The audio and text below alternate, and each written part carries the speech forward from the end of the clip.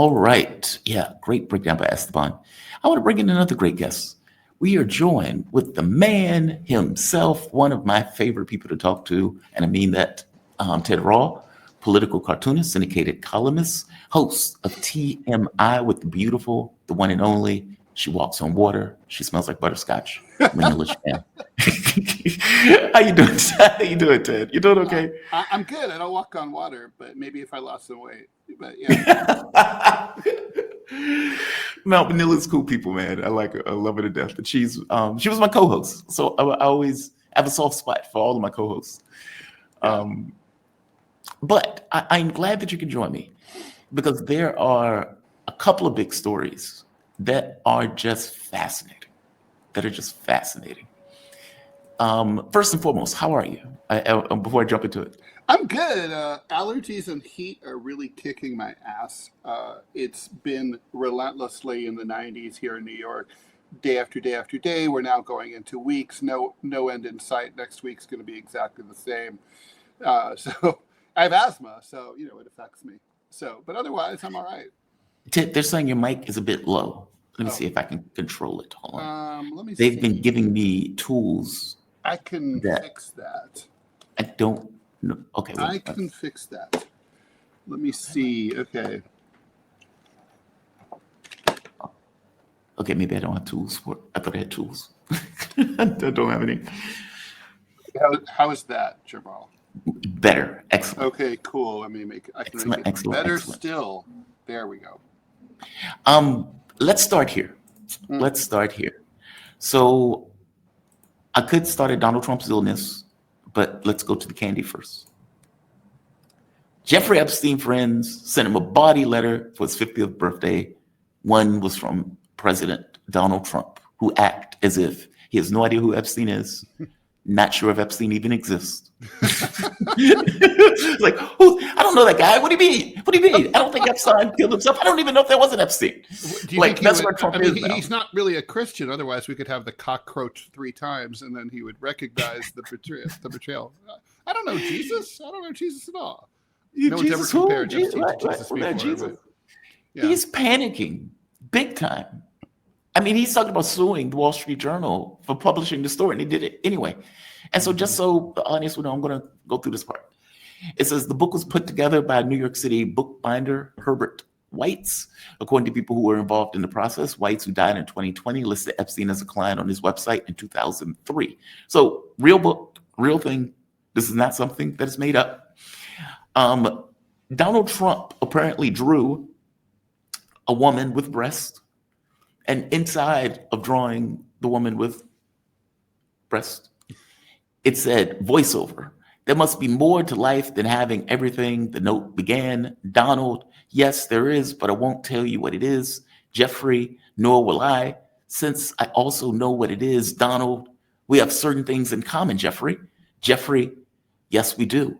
Come to think of it. Donald, enigmas never age. Have you noticed that? Jeffrey, as a matter of fact, it was clear to me the last time I saw you. Trump, a pal is a wonderful thing. Happy birthday. And may every day be another wonderful secret. Oh, my God. The actual hell? What the actual hell? Like, is this what rich dudes do? Like, is that what they do? What a bromance. What the hell is that? Well, I mean, obviously it's what rich dudes do. They were rich dudes and they did it. So by definition, it's what rich dudes do. It's I never saw this tender philosophical side of Donald Trump. I suppose I'm glad that he has that module. But that's, I mean, look, obviously the thing about it is, that's weird. It's weird. I mean, and the thing is, what's the reason it's like, I mean, it's talk radio gold and it's Wall Street Journal gold is because you can interpret it any way you want, right? It's vague. I mean, it may not mean anything. It could also mean all sorts of gross things. It just depends on what you think. I think it means all sorts of gross things, but I mean, I don't think they're referring to, what secret do you guys have in common, Donald? I mean, do you both, do you like the same tax deductions? You have the same CPA? You know, you both you both you both like Foucault. I don't think so. You know, I think I know what this is about, probably. But you know, I could be wrong. You know, I'm not usually wrong, but I am wrong sometimes. I don't know. We'll see. It is bizarre. It's like, hey, we have a secret. I mean, and he wrote it. Donald Trump wrote that. And he wrote it like, because it sounds, when I first read it, I was like, okay, so they're having a conversation. It's like, well, no, Donald Trump is writing that to him in the book. So it's like it's kind of like a little cartoon, right? It's like a little cartoon sketch. Yeah. It's bizarre though. It's like, hey, we like to have sex with kids. That's our secret. Oh, that. And, yeah. Oh, that. Right. Right. It's like, okay, why are we dancing around this? Like, because that's what it makes it sound like in the context of Epstein. And the Wall Street Journal knew exactly what they were doing when they published that. They knew exactly what they were doing. Oh, yeah. No, I know people who work. I have friends who are editors there. They're not stupid people at all. So yeah, no, this is it's a bombshell. Look, the thing is, we can speculate all day about what this means, about whether Trump partook in the local delicacies at Chateau Epstein. Maybe not. I don't know. But the point is, he certainly can't say, I don't know that guy. I mean, he just can't. I mean, he can say it. It's just that, like, he's got zero credibility here. Wasn't there, you know, when I was preparing for my TMI show for this morning, I saw, we're not covering it, but I thought I saw something about pertinent to this story about how Trump is going to release some additional information. So Trump is apparently ordering Pam Bondi, the beautiful liar that she is, a very attractive woman, to go and release court records associated with Epstein. Some court records, right? Some court records, right? I mean, because we have no idea what those court records are. We have no idea whether. I mean, for all we know, it could be a bunch of filings, a bunch of motions. I mean, you know, court records are voluminous. Well, there's also a thing associated with money, where there's like $1.1 billion that that was going out. And again, this stuff is not being disclosed. It's just kind of floating in the background that people are aware of. He's the best paid math this is so wild in America. To me. Trump misplayed this, right? He did, and yeah, he did. So clearly, Trump did not really know what was in the files, or he never would have promised to release them. I mean, obviously, you know, and once his people took a look, they came to him and they said, listen, Donald, there's problems. And so what are those problems, right? I mean, those problems could be anything. Those problems could be, this was a Mossad honey trap operation, you know, and Bibi's not going to be pleased if this comes out. Or, you know, this one and that one who are politicians who are rich and powerful are implicated, and that'll be a problem for us. You know, or it's, you were directly involved, Donald, and you're smeared here, and you'll come out of it not smelling good. Or it's something else entirely that we can't imagine, or I don't know. Yeah. But the point is, clearly there's a problem for the administration here in those documents. And that's why they're not releasing them.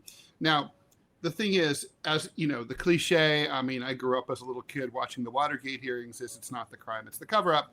And the thing is, the cover-up smells bad. I mean, what's interesting about it is even Democrats who really, for the most part, cared about this story about as much as they cared about Benghazi. They didn't care. But now, Democratic voters, right? They actually do care, because they're like, wait a minute, there really is something here. Most Democratic voters that I've talked to about this, yeah, they'd like to see Donald Trump go down. But also, they're wondering, like the Republican voters, you know, what rich and powerful men are, or perhaps women, are running around on, you know, having committed heinous crimes and possibly still committing them, and who are running around free and haven't been held to account. So now it's like, that's why people care about it. As long as you feel like there's the truth will out, you're like, okay, well, then you feel okay about it. Now, what's happened here is Trump is playing the traditional cop who just beats someone up and says, nothing to hear, nothing to see here, just move along. Yep. The American people, in a bipartisan way, don't believe in that. No, we're not going to just move along. And just trust me, bro, is not a crisis management strategy. It's been tried many, many times. It does not work under any circumstance ever. So, I mean, I don't know if Trump hasn't consulted with a crisis manager, but they're very clear. Transparency is the only way. And if you have something that you just can't release because it's just too hot and you're going to go to prison or something, then you got to resign. I mean, that's it. You either have to put it out there and take the heat, or you got to run away and like go into exile in Saudi Arabia. Yeah. Those are your choices, right? I mean, let's be blunt what we're talking about, though. I mean, that's why this is so explosive. We're talking about a rich dude who we don't know how he got rich. Who spectacularly rich. This is not like, we've heard those.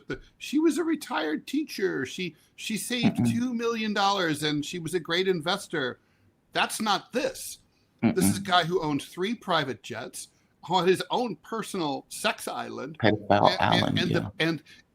the biggest townhouse on the Upper East Side of Manhattan. Now, for people who haven't been to Manhattan, or who have been and walked around and thought like, there's just a little 4-story building. They're right, but those townhouses are 10, 20, 30, $40 million each. Wow. That one's like $50-60 million.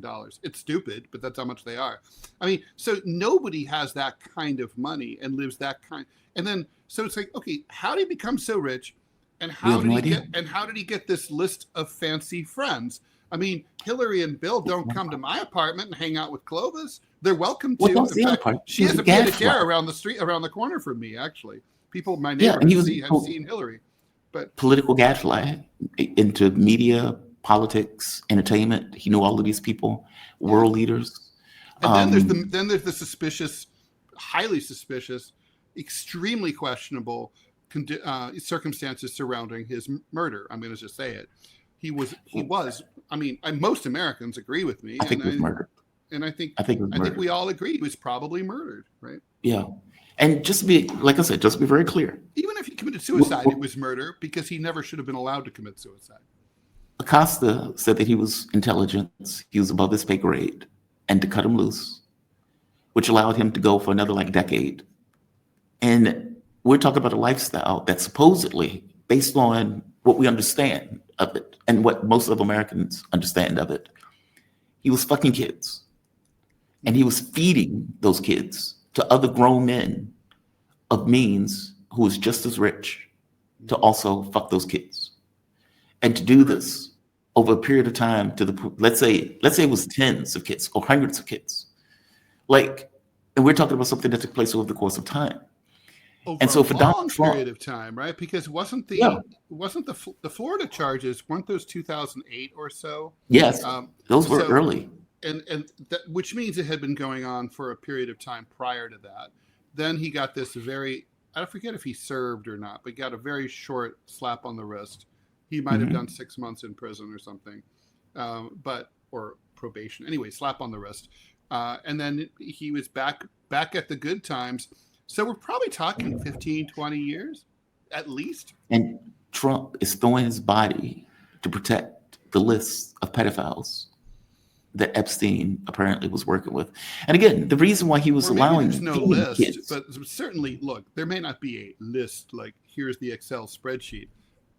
That would be kind of weird if there were such a list. But look, there's materials. There's no question there are materials.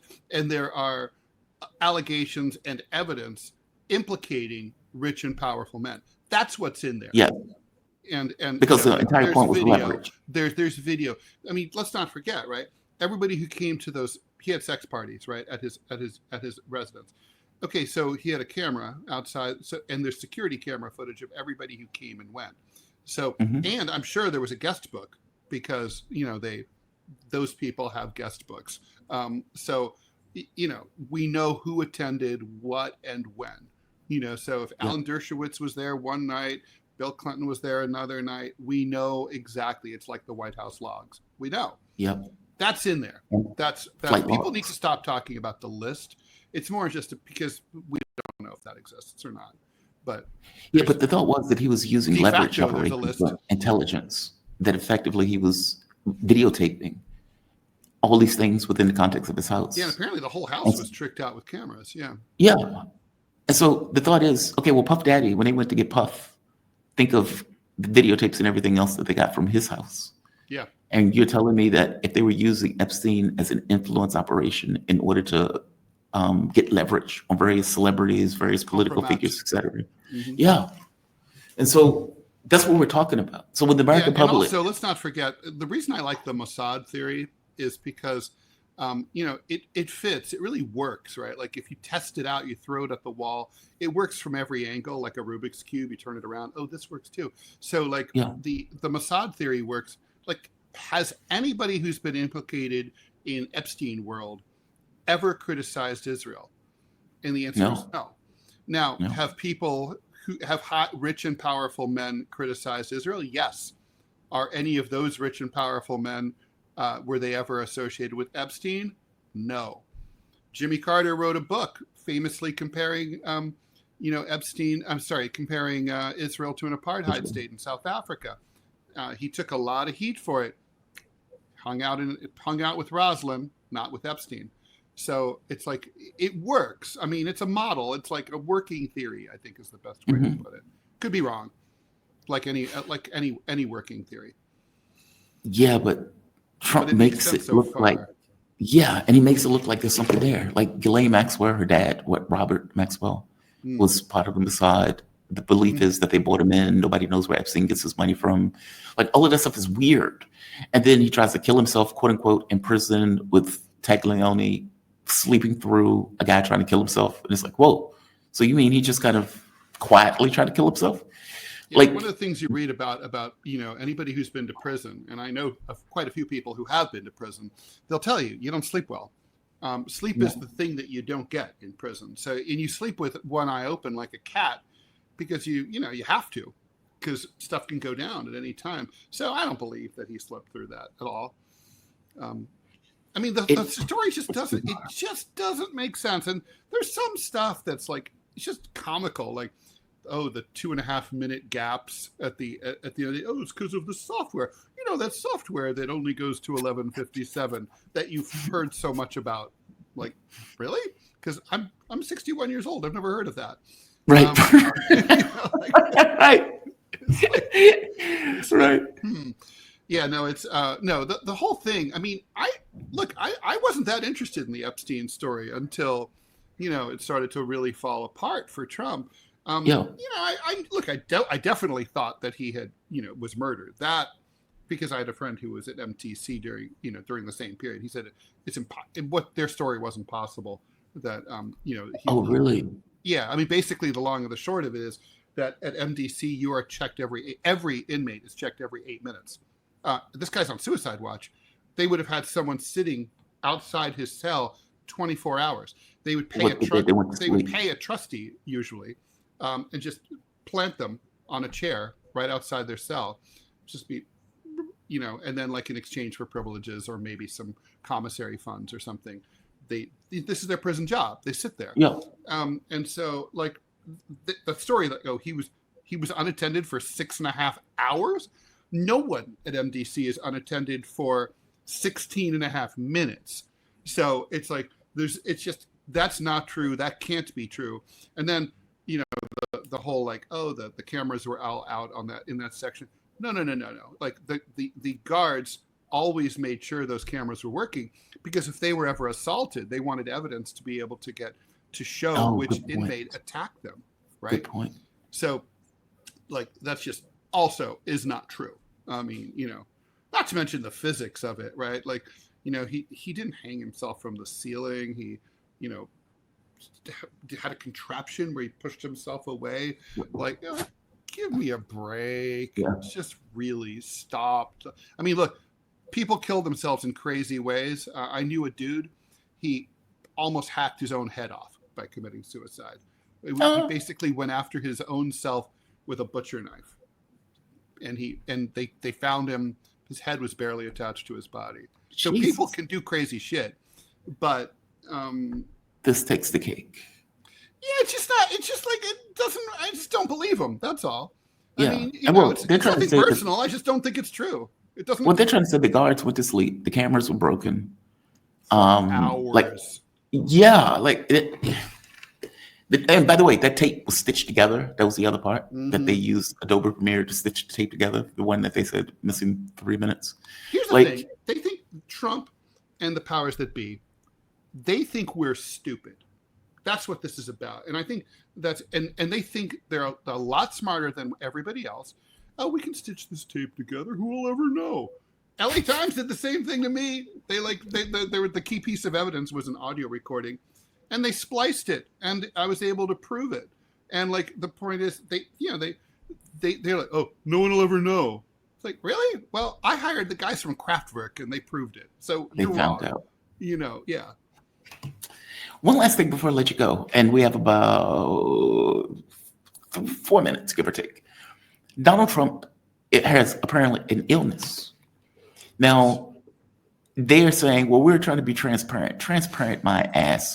They knew because he had that illness before he ran for office. People found out about the illness, and then they had to come out and explain why. Right here. Chronic venous insufficiency, a condition where the blood doesn't efficiently return to the legs or from the legs to the heart. Often from damaged valves in the veins, this can lead to a range of symptoms, including swelling, pain, skin changes, and in severe cases, ulcers. While not usually life-threatening, it can significantly impact quality of life. I don't believe for a moment that Donald Trump didn't know that he had this before he got into office.